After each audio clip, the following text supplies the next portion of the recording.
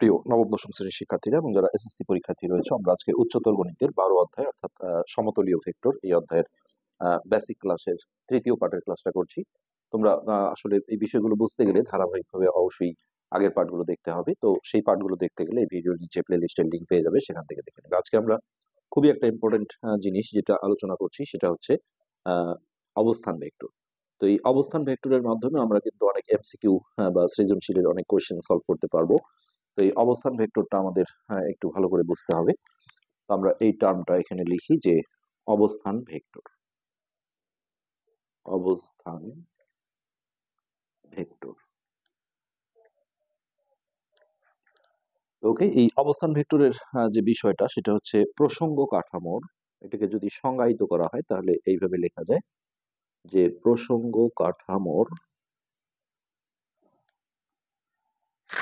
কাঠামোর মূল বিন্দুর সাপেক্ষে আমরা যে অক্ষ আঁকি সেই অক্ষের যে মূল বিন্দু বলা হয়, মূল বিন্দুর সাপেক্ষে সাপেক্ষে কোনো বিন্দুর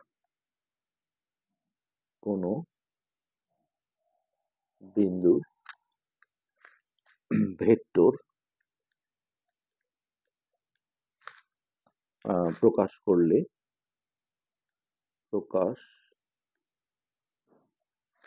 করলে সেই ভেক্টরকে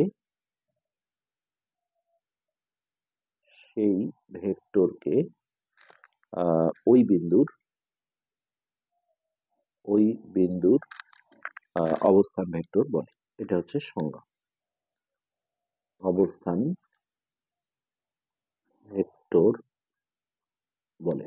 তো বিষয়টা কি আমরা যদি একটু ক্লিয়ার করি, দেখো আমি যদি আসলে আমরা নর্মালি করার সময় কিন্তু অক্ষ আঁকবো না।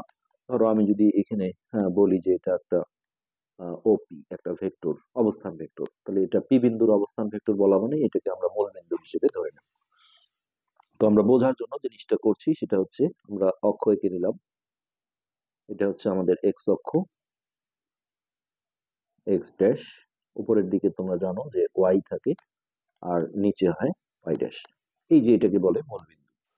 হ্যাঁ, তাহলে এই মূল বিন্দুর সাপেক্ষে কোনো বিন্দুর, এখন এইখানে আমি যদি একটা বিন্দু নেই, ধরো যে পি বিন্দু, তাহলে এই মূল বিন্দুর সাপেক্ষে বলা হয়, অর্থাৎ এটা ভেক্টরটার দিক কিন্তু এই মূল বিন্দুর দিকে এই দিক থেকে যাবে। ধরো পিটা এখানে গেল, তাহলে তীরের মাথাটা এই দিকে দিতে হবে। তাহলে এই যে এখানে যে ভেক্টরটা আছে এটাকে আমরা ধরো যে ছোট হাতের পি দিয়ে নিচে আন্ডারলাইন করে বোঝালাম যে এই ওপি ভেক্টরটা, এটা হচ্ছে কার অবস্থান ভেক্টর? এই পি বিন্দুর, মূল বিন্দুর না, এটা মূল বিন্দুর সাপেক্ষে ধরা হয়।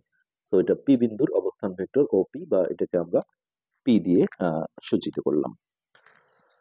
তো এখানেই আমরা দেখো যদি আরেকটা বিন্দু ধরি, যে এখানে আমি একটা ধরো যে কিউ বিন্দু নিলাম।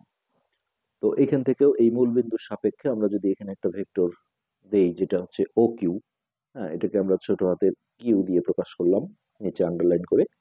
তাহলে এইটা হচ্ছে এই ও কিউটা, অর্থাৎ এই ছোট হাতের কিউটা কিউ বিন্দুর হচ্ছে যে অবস্থান ভেক্টর, কেননা এটা মূল বিন্দুর সাপেক্ষে একটা ভেক্টর।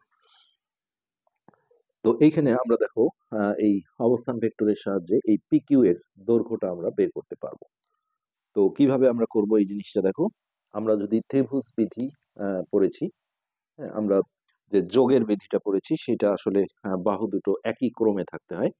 তো এখানে আমরা সেটাও আসলে ইউজ করতে পারি। কিভাবে করতে পারি দেখো, আমি যদি এটার ক্রমটা এই দিকে করে দিই, হুম, এদিকে করলে দেখো এই বাহুটা আর এই বাহুটা কিন্তু একই ক্রমে থাকে, তাহলে সেক্ষেত্রে তৃতীয় বাহুটা কি হয়, মানে আমরা এই এই দুটোর কোনোটার দিক পরিবর্তন করব না। তো সেক্ষেত্রে দেখো এই যে এইটা গেল এই দিকে এই ক্রমে, আর এটা গেল এই দিকে, তাহলে তৃতীয় বাহুর মানে এই দুটোর যে লব্ধি, অর্থাৎ এই দুটোর ভেক্টরের যে যোগফল, অর্থাৎ এই কিউ, যেটাকে আমরা ও কিউটাকে কিউ বলতে পারি, আর এখানে কোনো কিছু ছোট হাতের অক্ষর ধরা হয়নি, সরাসরি হচ্ছে কিউপি, কারণ এই দিকে যেহেতু যাচ্ছে মাথাটা আমরা এই দিকে দিয়েছি, তাহলে এটাকে আমরা কিউপি বলবো। তো আমরা সেইখান থেকে দেখো কি লিখতে পারি, ত্রিভুজ বিধির সূত্রের সাহায্যে আমরা বলতে পারি যে এইখানে যেটা আছে যে এই যে কিউ ভেক্টর, আর এই পাশে আছে হচ্ছে আমাদের কিউপি ভেক্টর।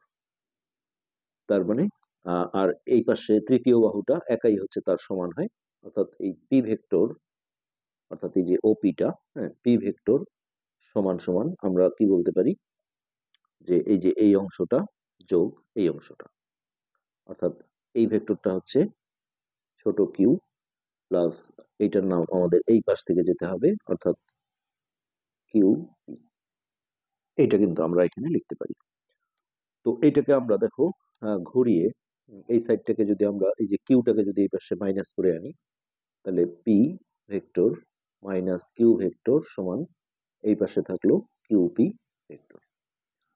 এখন এই পুরো সাইডটাকে যদি আমরা ঘুরিয়ে দিই, অর্থাৎ কিউপি এই পাশে দিলাম আর এই সাইডটাকে এই পাশে নিলাম, তাহলে P vector minus Q vector.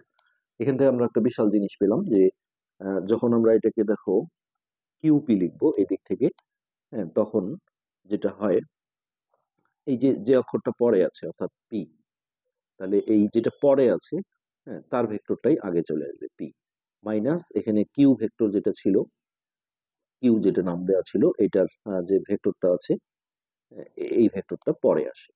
এইভাবে কিন্তু মাথায় নিতে পারো। এটা হচ্ছে আমরা যোগের বিধি দিয়ে করলাম। আমরা আমরা দেখো এটা বিয়োগের যে বিধি আছে সেই বিধির সাহায্যেও কিন্তু করতে পারি। বিয়োগের ক্ষেত্রে আমরা জানি যে এই দুইটা বিপরীত ক্রমে থাকে।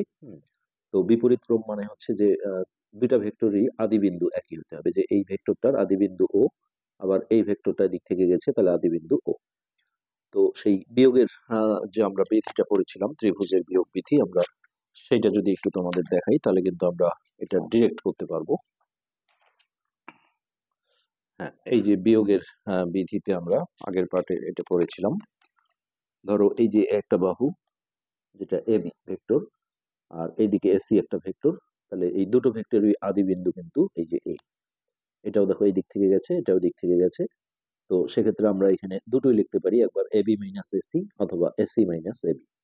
তো এই যে ভেক্টর দুটো এই বিপরীত ক্রমে থাকে সেই দুটোকে মাইনাস করতে হয়। তো আমরা যদি সেটা দেখি যে এই ভেক্টরটা, এটা মনে করো আমরা কোনো সাইন দিলাম না, তীর চিহ্ন দিলাম না, তাহলে এই ভেক্টরটা আর এই ভেক্টরটা, তো আমি এখানে পি মাইনাস কিউ লিখতে পারি, কিউ মাইনাস পিও লিখতে পারি। তো আমি যদি দেখো পি মাইনাস কিউ লিখি, P vector minus Q vector, তো সেক্ষেত্রে কি হবে, এই যে এখানে আমরা শিখেছিলাম যে এই এ বি মাইনাস এসি যখন আমরা লিখি, এই পাশে আমরা আসলে এই তৃতীয় বাহুটা তাহলে হচ্ছে যে সিবি দেব না বিসি দেব। এই যে এটা খেয়াল করে দেখো, এখানে আমরা একটা সূত্র পড়িয়েছিলাম যে এখানে যেটা দ্বিতীয় বাহু থাকে এটা দ্বিতীয় বাহু, এটা প্রথম, দ্বিতীয় বাহুর অন্তবিন্দু থেকে প্রথম বাহুর অন্তবিন্দুর দিকে যাবে। তাহলে দ্বিতীয় বাহু এসি, তার এর আদি বিন্দু এটা, অন্তবিন্দু এটা, তাহলে এইখান থেকে এই দ্বিতীয় বাহুর অন্তবিন্দু থেকে প্রথম বাহু আমরা যদি এবি ধরি তার অন্তবিন্দু বি এই দিকে যাবে। আবার যদি আমি এসি মাইনাস এবি লিখি, সেটাও রাইট, সেক্ষেত্রে এটা কিন্তু বিসি ভেক্টর হবে। কেন? যে এই যে সূত্রটা, দ্বিতীয় বাহুর অন্তবিন্দু থেকে, এখানে দ্বিতীয় বাহু দেখো এবি, তাহলে এবির অন্তবিন্দু এটা, আদি বিন্দু এটা, তাহলে এই দ্বিতীয় বাহুর অন্তবিন্দু থেকে প্রথম বাহু এখানে আমরা এসি যদি ধরি তার অন্তবিন্দুর দিকে যাবে। তো সেই থিমটা আমরা যদি এখানে ফলো করি, দেখো যে এই দুটো বাহু বিপরীত ক্রমে ছিল। এখানে যেমন আমরা পি কিউ ধরেছি, এখানে সরাসরি এ বি মাইনাস এসি ছিল, একই বিষয়। তো এই পি মাইনাস কিউ, হ্যাঁ, এটা সমান তাহলে আমরা কি লিখতে পারবো, তাহলে এখানে আমাদের দ্বিতীয় বাহু হচ্ছে কিউ, তাহলে এই দ্বিতীয় বাহুর অন্তবিন্দু অর্থাৎ এইটা আদি বিন্দু আর এই শেষের বিন্দুটা অন্তবিন্দু, এই দ্বিতীয় বাহুর অন্তবিন্দু থেকে প্রথম বাহু পি, এই যে পি ভেক্টরটা এটা, তার অন্তবিন্দুর দিকে যাবে, অর্থাৎ কিউপি, কিউপি ভেক্টর। এই যে এটি কিন্তু আমরা এখানে বের করেছিলাম। তো এখন যদি আবার এটাকে আমরা ভিন্নভাবে লিখতে চাই, যে আমি কিউ মাইনাস পি লিখবো, Q vector minus P vector, তো তখন বিষয়টা কি হবে দেখো, তখন এই যে দ্বিতীয় বাহু হবে এই পি ভেক্টরের বাহুটা এটা, হ্যাঁ, তখন আর প্রথম বাহু হচ্ছে যে কিউ এটা, তাহলে এখন এই দ্বিতীয় বাহুর অন্তবিন্দু হচ্ছে পি, হ্যাঁ, এই দ্বিতীয় বাহুর অন্তবিন্দু থেকে এই প্রথম যে ভেক্টরটা আছে প্রথম বাহু এর অন্তবিন্দুর দিকে যাবে, অর্থাৎ এখানে আমাদের লিখতে হবে পি কিউ। তো এই থিমটা কাজে লাগিয়ে আমরা কিন্তু অনেক ধরনের জ্যামিতিক সমাধান এখানে আমরা করতে পারবো। তো একটা হচ্ছে এই থিম দিয়ে করা, আর একটা হচ্ছে এইটা, তবে আমার কাছে মনে হয় এটাই সোজা, ভেক্টরের বিয়োগ বিধিটা যদি আমরা অ্যাপ্লাই করি তাহলে আমরা এই জিনিসটা দ্রুত বের করতে পারবো। আচ্ছা, এরপর এখানে তাহলে আমরা যদি এই নিয়মে করি তাহলে এখানে আমরা যেটা বাহুর ইয়েতে করলাম, তাহলে এখানে দেখো পি পি ভেক্টর, এই যে পি ভেক্টর সমান আমরা করেছিলাম যে এই কিউ ভেক্টর, মানে যারা যারা একই দিকে ছিল সেক্ষেত্রে আমাদের এখানে দিকটা করে নিতে হবে। এ আর এ একই ক্রম, সরি দিক না, হ্যাঁ, একই ক্রম। একই ক্রম মানে হচ্ছে যে এটাও দেখো এই যে এইদিকে যাচ্ছে, এটাও কিন্তু এইদিকে যাচ্ছে। হ্যাঁ, অর্থাৎ একটা ভেক্টরের অন্তবিন্দু যদি আরেকটা ভেক্টরের আদি বিন্দু হয় সেক্ষেত্রে এটাকে বলা হয় একই ক্রম। আর এই দুটো দেখো বিপরীত ক্রম। বিপরীত ক্রম মানে হচ্ছে দুটো ভেক্টরই আদি বিন্দু একই। যেমন এই যে এই ভেক্টরের আদি বিন্দু ও, এই ভেক্টরের আদি বিন্দু ও। তো আমরা এই থেমে করলে যেটা করেছিলাম যে পি ভেক্টর অর্থাৎ এই যে এইটা, হ্যাঁ, এখানে থিমটা হলো যে যে দুটো একই দিকে আছে, যোগের ত্রিভুজের যে যোগের বিধিটা ছিল, এইটা আর এইটা একই ক্রমে, তাহলে এই ভেক্টর অর্থাৎ কিউ ভেক্টর যোগ এখানে হচ্ছে কিউপি, এই যে কিউ প্লাস কিউপি, এটা হবে এর সমান, অর্থাৎ এর দিকটা হবে এটা ঠিক যেদিকে যাচ্ছে তার উল্টো দিকে। তো এই থেমে আমরা যদি আবারও দেখো এটার দিক এখন পরিবর্তন করে, যদি, কারণ এই দুটোর দিক পরিবর্তন করা যাবে না, হ্যাঁ, এইটা আমরা চাইলে দুই দিকে নিতে পারি। যদি এই দিকে নেই তাহলে ত্রিভুজের যে যোগের বিধিটা আছে সেই হিসেবে দেখো এইটা আর এটা একই ক্রমে আছে, তাহলে এখানে এটাকে আমরা পি ভেক্টর লিখি। পি ভেক্টর, হ্যাঁ, যোগ হচ্ছে পি কিউ ভেক্টর। তো এটা সমান তাহলে কি হবে, এটা এইদিকে আসছে এটা এইদিকে, অর্থাৎ এটা সমান কিউ ভেক্টর লেখা যায়। তো এখান থেকেও আমরা দেখো এই পি কে যদি ওই পাশে পাঠাই তাহলে হচ্ছে পি কিউ ভেক্টর সমান কিউ মাইনাস পি। তো এটা কিন্তু আমরা এখানে দেখো বিয়োগের বিধি থেকে সরাসরি এই দুটোই বের করতে পেরেছি। তো যেটাই হোক একটা ফলো করলেই তোমরা করতে পারবে এই অঙ্কগুলো। তো এইখানে আমাদের কিছু কিছু জিনিস এমসিকিউ দরকার হবে। ধরো কোশ্চেনে যদি এমন বলে যে এ বিন্দুর অবস্থান ভেক্টর, এটা সাধারণত মিল রেখে দেয়, যেহেতু এ বিন্দু বলেছে তাহলে এখানে দেখো ছোট হাতের এ দিয়ে আন্ডারলাইন করা থাকবে। তারপর বি বিন্দুর অবস্থান ভেক্টর বি। এখন আমাকে যদি বলে এ বি ভেক্টরের দৈর্ঘ্য, তখন আমরা কি করব, এই যে বি ভেক্টরেরটা যেটা আগে আছে, মানে যেটা পরে থাকে সেটা আগে চলে আসবে। এখানে খেয়াল করে দেখো এই যে আমি যদি এটা এই পারে লিখি তাহলে বুঝতে সুবিধা হবে। কিউপি, কিউপি সমান কি আসছে, পি মাইনাস কিউ, অর্থাৎ এই যে পি পরে ছিল তো পি এর ভেক্টরটাই আগে আসে, কিউ আগে ছিল তার ভেক্টরটা পরে আসে। তাহলে এখানেও দেখো বি যেহেতু পরে আছে তার ভেক্টরটাই আগে আসবে, অর্থাৎ এখানে আমাদের লিখতে হবে B vector minus A vector. সরাসরি এটা মনে রাখলে সুবিধা হবে। আর তাহলে যদি বি এ ভেক্টর চাই তাহলে এখানে এ ভেক্টরের এ বিন্দুর যে ভেক্টরটা আছে এ, এটা আগে আসবে মাইনাস বি, এই থিমটা। তো আশা করি এই বিষয়টা বুঝতে পেরেছো, এটা খুবই প্রয়োজন হবে এখানে। এই অবস্থান ভেক্টর দিয়ে আমরা আরো কিছু কাজ করব, তার আগে একক ভেক্টরটা আমাদের আলোচনায় ছাড়া পড়েছিল। একক ভেক্টর, আচ্ছা একক ভেক্টরটা আমরা এখানে দেখাই যে ধরো যে এ একটা ভেক্টর একক করে দিল। একক ভেক্টরকে এইভাবে প্রকাশ করা হয় একটা টুপির মতো চিহ্ন, সাধারণত ছোট হাতের অক্ষর দিয়ে। তো এটা সমান সমান আমরা লিখতে পারি যে একক ভেক্টর মানে এর একক ভেক্টর সমান এই যে এ যে ভেক্টরটা আছে একে এই যে পরম মান মানে হচ্ছে সেই ভেক্টরের মান, এটা দিয়ে যদি ভাগ করা হয় তাহলে ওই ভেক্টরের একক ভেক্টর পাওয়া যায়। তাহলে এ ভেক্টরকে এর মান দিয়ে ভাগ করলে মূল ভেক্টরের অর্থাৎ যেটা এ ভেক্টর ছিল তার একক ভেক্টর পাওয়া যায়। একক ভেক্টরের মান সবসময় এক হয়, যেহেতু একই জিনিসকে ওই জিনিস দিয়ে ভাগ করা হয়। তো এইটার থিম এতটুকুই। তো এবার আমরা আবার অবস্থান ভেক্টরে ফিরে যাচ্ছি। তো এই অবস্থান ভেক্টরের সাহায্যে দেখো আমরা এখানে কিছু জিনিস দেখাবো কোশ্চেন। ধরি এ বি সি ডি বিন্দুগুলোর অবস্থান ভেক্টর যথাক্রমে এটা হচ্ছে এ, এটার বি, এটার সি, এটার ডি। তো এখন এখানে যদি আমাকে বলা হয় যে এ বি ভেক্টরের মান কত, তো আমরা এতক্ষণ যেটা দেখলাম যে এ বি ভেক্টর যখন চাওয়া হবে তাহলে এখানে দেখো এই যে এখানে কিন্তু মূল বিন্দুটা অস্পষ্ট ভাবে আমরা এইখানে রেখেছি, যেহেতু বলেছে এ বিন্দুর অবস্থান ভেক্টর, তার মানে এটা আসলে এইরকম, মানে একটা মূল বিন্দু থেকে কিন্তু এই জিনিসটা গিয়েছে, এই যে এইটা, ধরো এটা ও। তো এই জিনিসটা আমরা সবসময় আসলে দেই না, এটা এখান থেকে বুঝে নিতে হবে। তাহলে এ বি সমান আমাদের কি লিখতে হবে, এই যে বিটা মানে এই বি বিন্দুর অবস্থান ভেক্টর দেখো বি, তাহলে যে অক্ষরটা পরে থাকবে তার অবস্থান ভেক্টরটা আগে নিতে হবে, অর্থাৎ B vector minus A vector. তো এই হচ্ছে এটার বিষয়। আবার যখন ডিসি চাওয়া হবে, এই যে ডিসি দূরত্ব ডিসি ভেক্টরের, তখন আমাদের এই সি সি বিন্দুর যে ভেক্টরটা ছিল সেটা আগে থাকবে, ডি বিন্দুর ভেক্টরটা পরে থাকবে। যদি এডি বলা হয় তাহলে এই ডি বিন্দুটা মানে পরেরটা আগে, আগেরটা পরে যাবে এইভাবে। আর বিসি চাইলে হবে সি, এই যে সিটা আগে আসবে, C vector minus B vector. তো কখনো দেখো এটার মধ্যবিন্দু চাইতে পারে, যে এডির মধ্যবিন্দু। হ্যাঁ, তখন আমাদের যেটা করতে হবে, এই যে এডির মধ্যবিন্দু চাওয়া হয়েছে, তো এই যে আমরা এখানে মধ্যবিন্দু মানে কি, দুটো যোগ করে 2 দিয়ে ভাগ। তাহলে যোগের সময় আসলে যে কোনো একটা আগে লেখা যায়। এখানে এ বিন্দুর অবস্থান ভেক্টর ছিল এ, আর ডি বিন্দুর অবস্থান ভেক্টর ছিল ডি।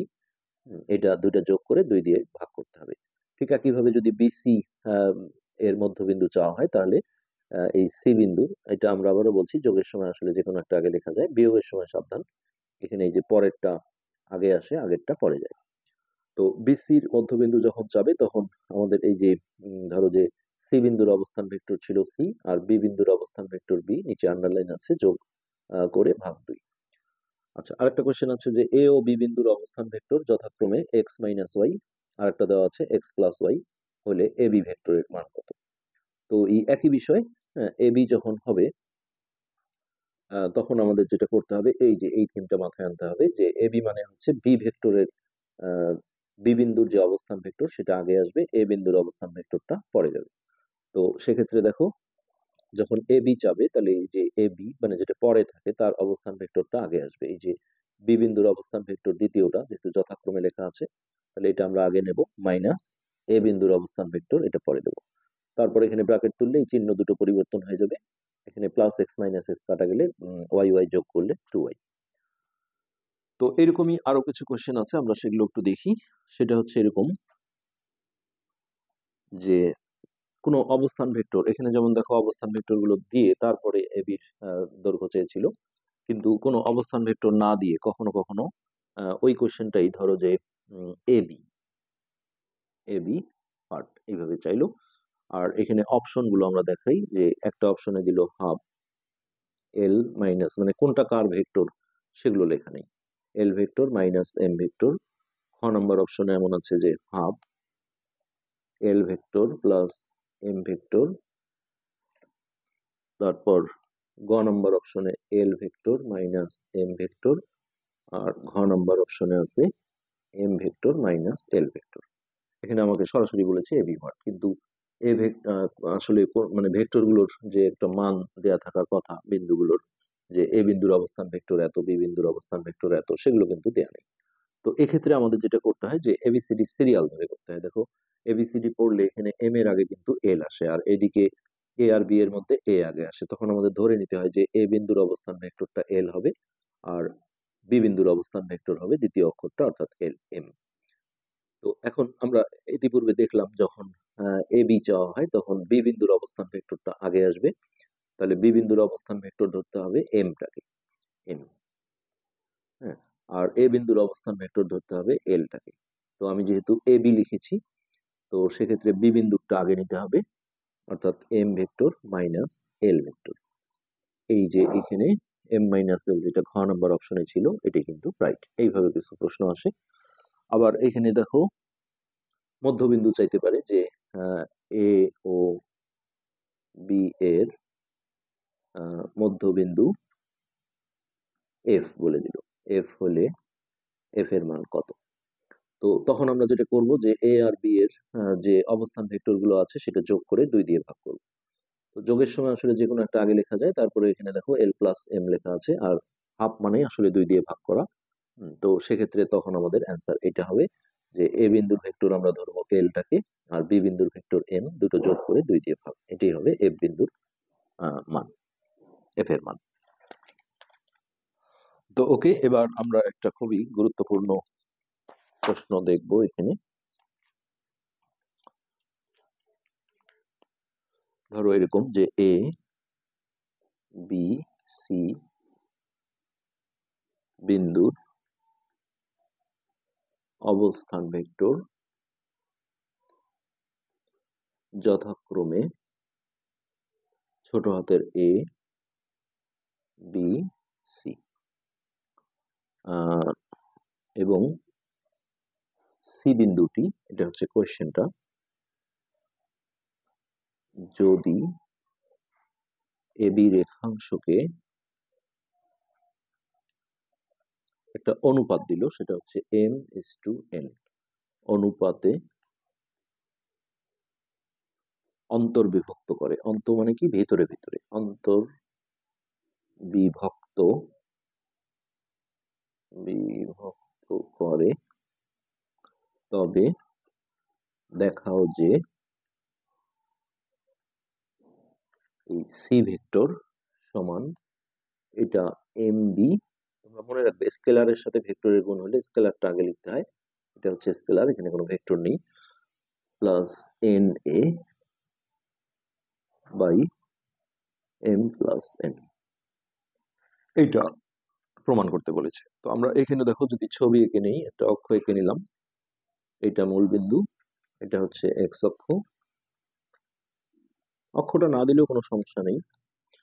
হ্যাঁ, তো এইখান থেকে আমরা দেখো এ বিন্দুর একটা অবস্থান ভেক্টর ছোট হাতের এ, এই যে এইখান থেকে আমরা একটা এ বিন্দু নিলাম, তাহলে এর অবস্থান ভেক্টরটা হচ্ছে এ।